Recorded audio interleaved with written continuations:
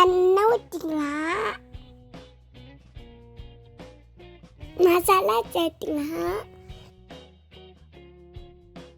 மிளகாய் வெங்காயம் சேர்த்துக்கலாம், கட்டிக்கலாம்,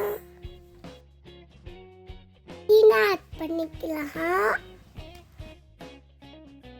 நல்லா அரைக்கலாம்.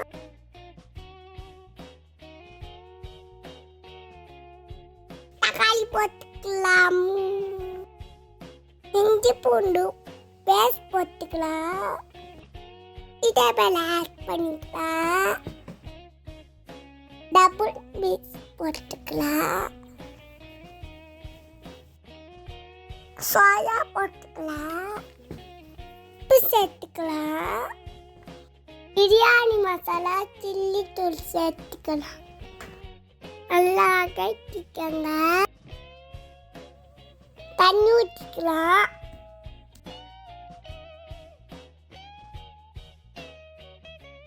எலுமிச்சைப்பழம் ஜூஸ் போட்டுக்கலாம்.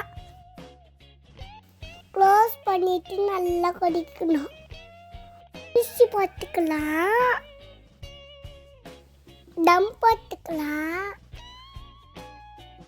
ஓப்பன் பண்ணி பார்க்கலாம்.